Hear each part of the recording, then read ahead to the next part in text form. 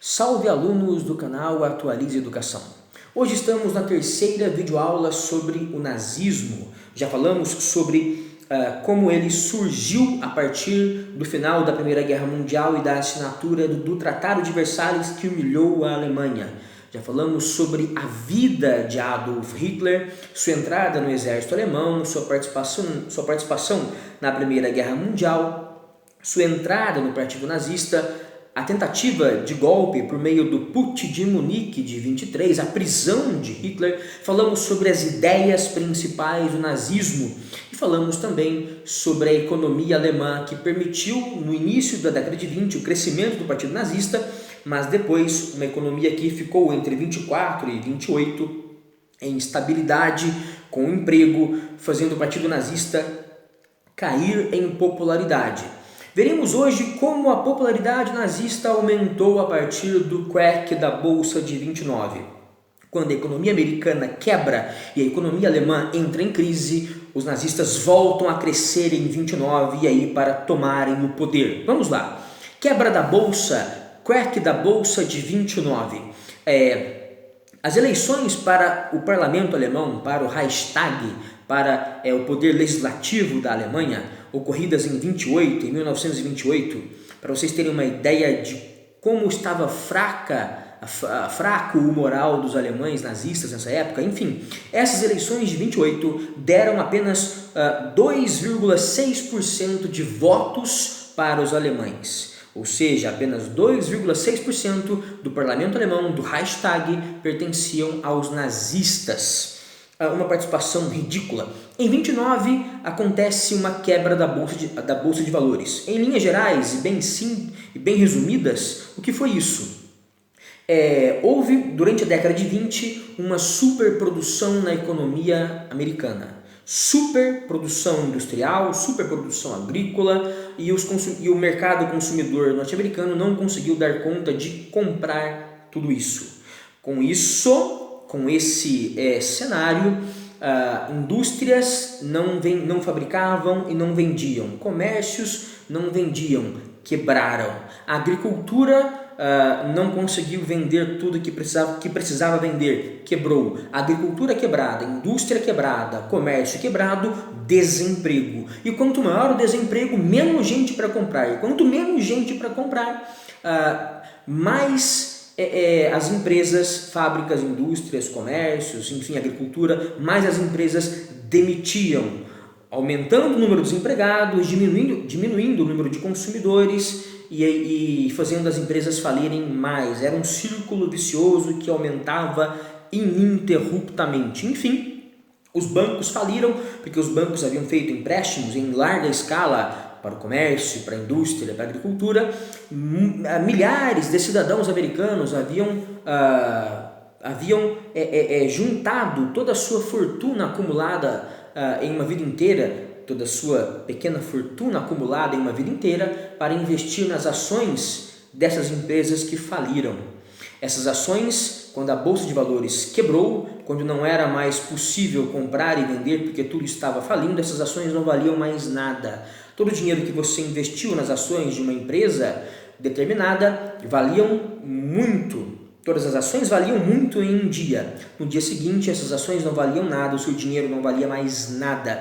O número de suicídios aumentou gigantescamente nos Estados Unidos e a economia americana passou a comprar menos da Europa, menos da Alemanha. Passou a comprar menos da Alemanha, passou a vender menos para a Alemanha. Isso contribuiu para o aumento do desemprego entre os alemães, mas o que mais contribuiu para o aumento do desemprego na Alemanha foi, sem dúvida nenhuma, a retirada de investimentos americanos. Aliás, a Alemanha, que exportava não só para os Estados Unidos, mas para toda a Europa e mundo, inclusive para o Brasil, era uma grande parceira comercial do Brasil. Enfim, a Alemanha passou a exportar menos para o mundo por uma razão muito simples.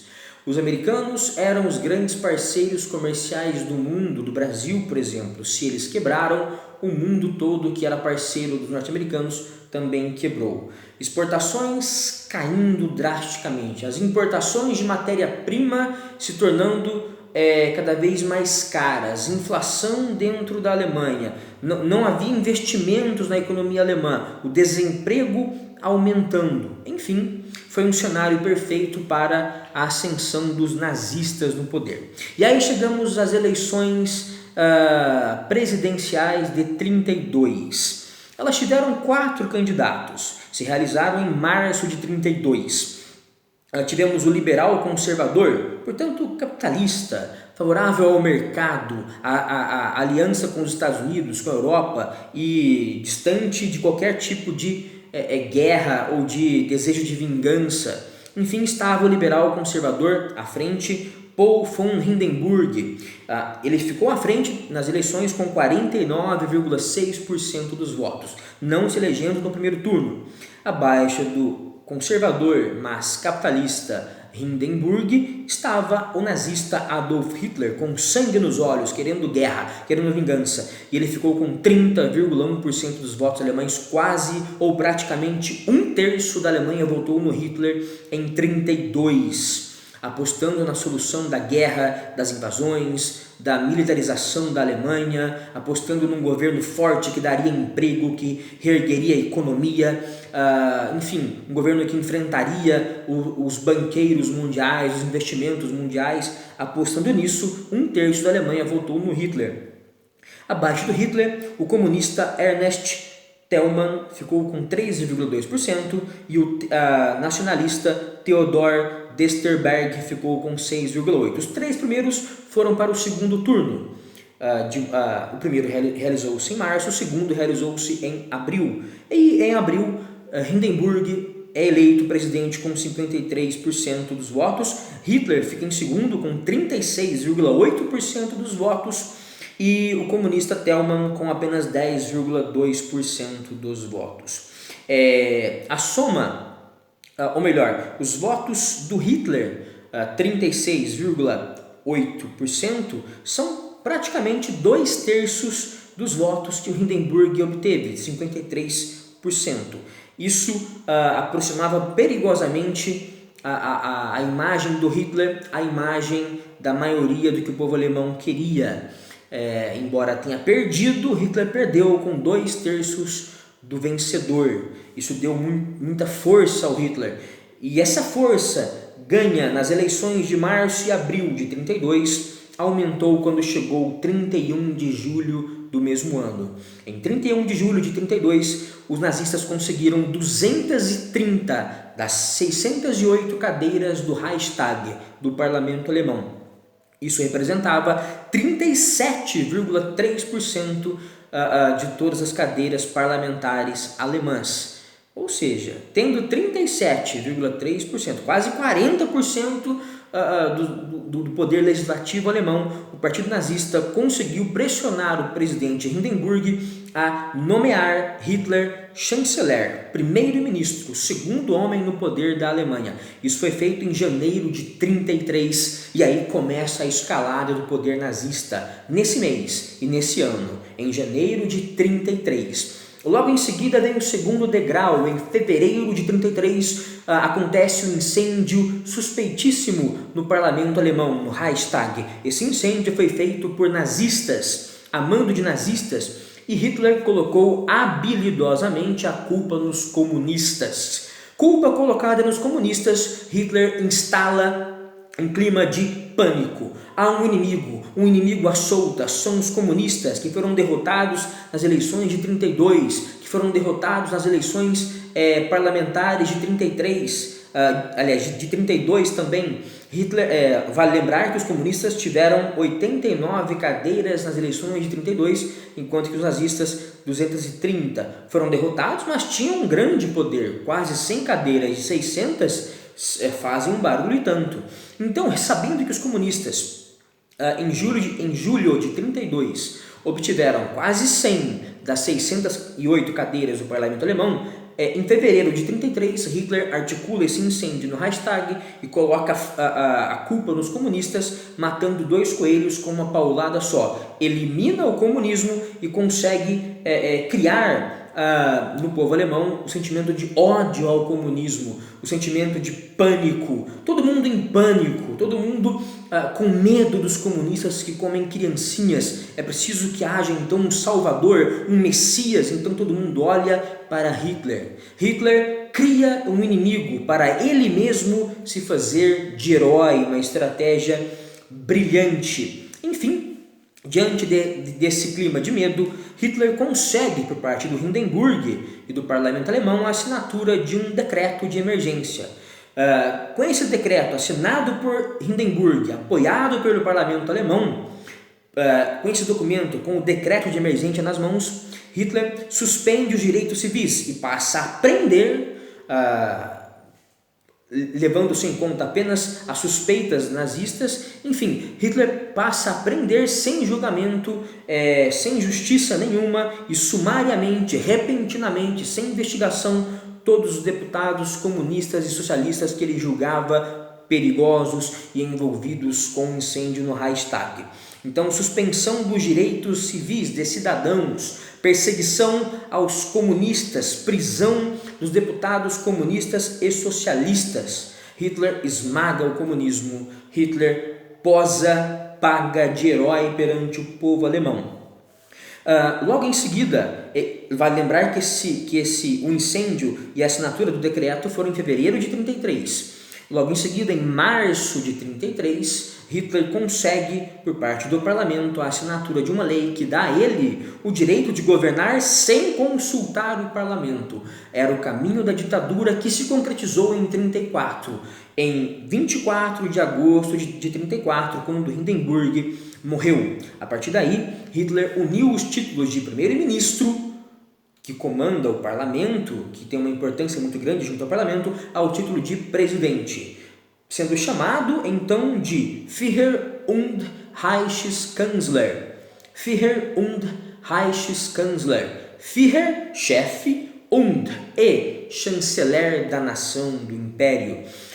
Ditadura instalada em 1934. Começa então a escalada nazista, ou melhor, o governo nazista que vai promover a escalada até a Segunda Guerra Mundial, realizando todo o mal que os nazistas anunciaram lá no livro do Hitler, no Mein Kampf. Bem, como foi então o governo nazista nesse sentido? No sentido da escalada para a Segunda Guerra Mundial. Em 1935, um ano depois de assumir o poder total como presidente e primeiro-ministro e chanceler, Hitler decreta o fim do, segundo ele, Ditado de Versalhes. A humilhação do Tratado de Versalhes não seria mais aceita e a Alemanha passaria a ser rearmada.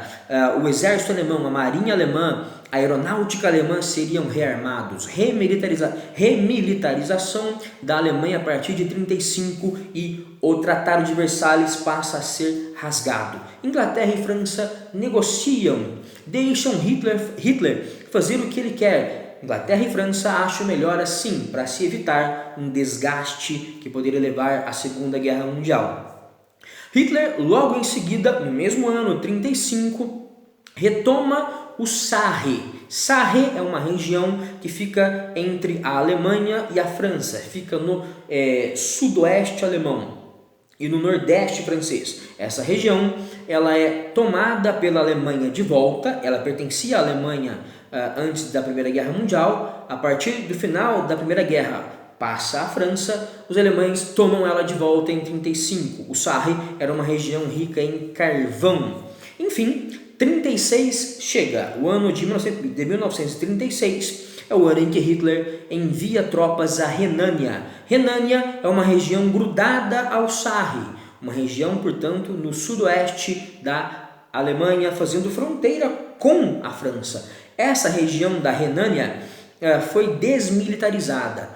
O Tratado de Versalhes proibiu que houvesse ali a presença de um exército alemão, fazendo essa região funcionar como uma região de segurança, não tendo o inimigo maior da França, a Alemanha, por perto.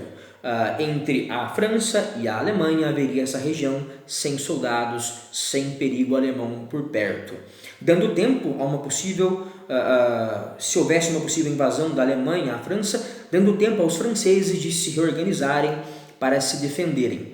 Enfim, essa invasão da Renânia, essa militarização da Renânia ocorreu no dia 7 de março de 36 e ingleses e franceses nada fizeram. No mesmo ano, em 36, Hitler assina com Mussolini o Pacto de Aço. A Alemanha e a Itália formam uma parceria que duraria por toda a Segunda Guerra Mundial. Chega o ano de 38, vésperas da Segunda Guerra Mundial. O que acontece em 38? Acontece no dia 13 de março o Anschluss. Anschluss, em português, união, é a anexação, a conquista da Áustria pela Alemanha.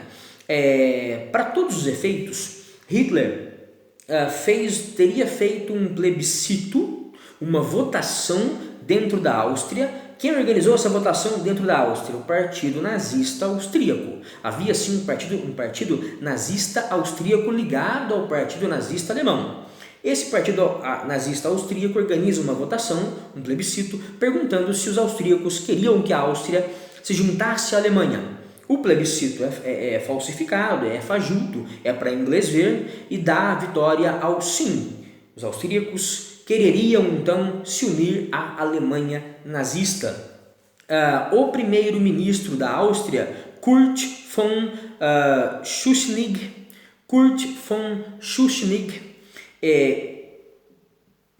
ouve dos ingleses e franceses que, em caso da Áustria desafiar a Alemanha, Schuschnigg e a Áustria não teriam nenhum apoio de ingleses e franceses. Ou seja, a Áustria não valia não valia uma guerra. Defender a Áustria não valia uma guerra, uma segunda guerra mundial. A Áustria não tinha tanta importância assim, e ingleses e franceses acreditavam possivelmente, certamente, que Hitler, depois de conquistar a Áustria, pararia por aí, ficaria tranquilo, quietinho na sua, mas os ingleses e franceses estavam redondamente enganados quanto a isso. Então, o Anschluss é feito, o senhor Kurt von Schuschnigg, primeiro-ministro da Áustria, fica quietinho na sua, e Hitler consegue mais uma conquista e vai avançando e vai se militarizando, se preparando para a Segunda Guerra Mundial. Ainda em 38, acontece a famosa Conferência de Munique, muito cobrada em vestibulares. Nela, o primeiro-ministro inglês, Neville Chamberlain, primeiro-ministro inglês, Adolf Hitler, pela Alemanha, Mussolini, o Duce italiano, e Edouard Daladier, pela França, Mussolini pela Itália, Hitler pela Alemanha, Chamberlain pela Inglaterra. Esses 4 líderes políticos se reúnem em Munique para negociar um conflito que havia entre a Alemanha e a Tchecoslováquia. Essa era a principal negociação. Que conflito era esse? Na Tchecoslováquia, que hoje são 2 países, República Tcheca e Eslováquia, na Tchecoslováquia havia uma região chamada Sudetos. Sudetos ficavam no noroeste da Tchecoslováquia, mas no sudeste alemão, por isso Sudetos. E essa região, a região dos Sudetos, possuía 65% de população alemã. Portanto, a região fronteiriça entre Tchecoslováquia e Alemanha possuía a maior parte de população alemã, 65%. E Hitler alegava que os alemães dos Sudetos estavam sofrendo um baita preconceito, sendo perseguidos pelos tchecos e queria, portanto, conquistar apenas essa região, apenas os Sudetos. Os senhores Edouard Daladier, da França, e Chamberlain, da Inglaterra, com medo do Hitler e querendo apaziguar a situação, concordam com a anexação. Hitler então avança e nesse ano de 38 conquista os Sudetos, parte da Tchecoslováquia, portanto. Em 39, logo no comecinho, em março, Hitler invade e conquista o restante da Tchecoslováquia. Inglaterra e França não fazem de novo nada. Chega então o ano de 39. O dia é 23, o mês é agosto. Hitler está bem à vontade.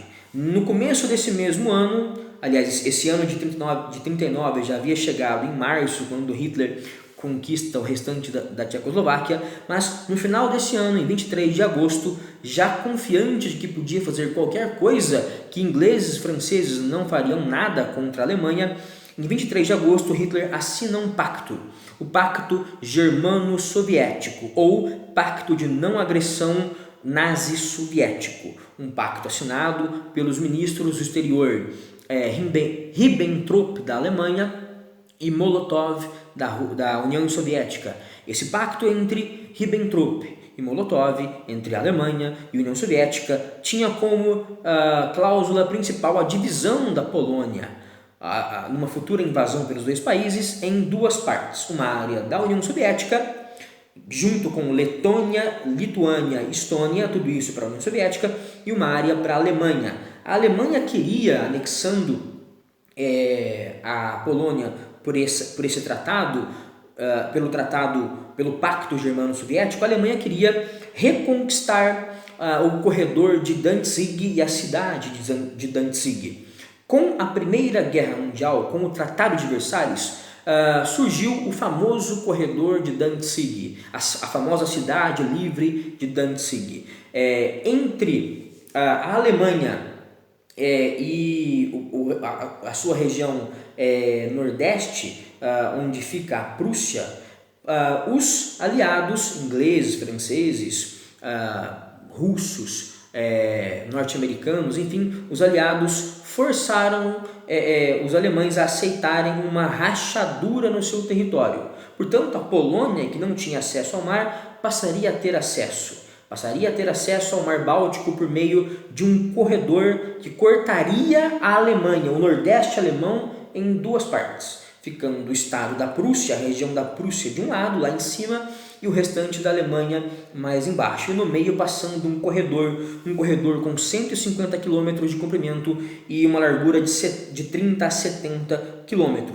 Esse corredor foi chamado de corredor sanitário. Por quê? Ele era um corredor que separava o mundo socialista, comunista, próximo da União Soviética, do mundo livre, do mundo capitalista, do mundo liberal. Esse corredor, então, dava acesso à Polônia ao Mar Báltico, e no final do corredor estava a cidade de Danzig, uma cidade que pertencia à Alemanha até a Primeira Guerra Mundial e passou a pertencer à Liga das Nações, ao projeto da ONU, uma cidade administrada pelos aliados, pelos vencedores da Alemanha na Primeira Guerra Mundial, mas usada pela economia polonesa. Os alemães, então, pelo Tratado de Não Agressão Nazi-Soviético, queriam invadir a Polônia e retomar esse corredor e essa cidade, unindo de novo as duas Alemanhas, a Prússia e o restante do território alemão, finalizando esse corredor e unindo a Alemanha novamente. Com esse tratado também, a União Soviética ganhou tempo. Isso porque a União Soviética, mesmo assinando um tratado de paz com a Alemanha, sabia que os alemães iriam invadir o território russo cedo ou tarde. Então, que fosse assinado um tratado de paz falso, para que os russos tivessem ainda 1, 2, 3 anos para se prepararem para o enfrentamento do exército alemão.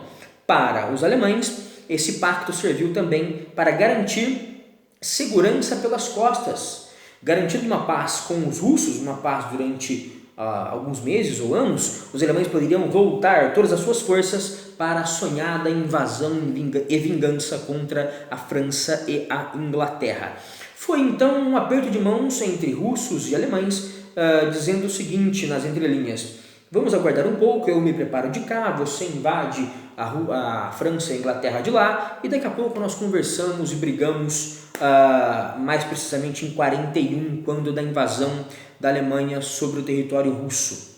Enfim, se o pacto foi assinado em 23 de agosto de 39, no dia 1º de setembro desse mesmo ano, o exército alemão, 8 dias após o pacto assinado com a Rússia, invade o território polonês. Em 2 semanas, como vocês já devem saber, a Polônia é derrotada pela Blitzkrieg, pela tática de guerra alemã, que vamos ver na Segunda Guerra Mundial. E em 3 de setembro, 2 dias após a invasão alemã à Polônia, França e Inglaterra declaram guerra à Alemanha, na esperança de que a Polônia tivesse forças e coragem para defender o corredor de Danzig e a cidade livre de Danzig. Enfim, os poloneses não conseguem se defender, não conseguem defender corredor e cidade livre nenhuma, e são esmagados pelas forças nazistas, que vão depois se voltar contra a França e a Inglaterra. Mas esse é um assunto para um próximo vídeo tratando de Segunda Guerra Mundial. Sobre a questão judaica, sobre toda a perseguição aos judeus a partir das leis de Nuremberg, sobre a segregação dos guetos, sobre o extermínio nos campos de concentração e extermínio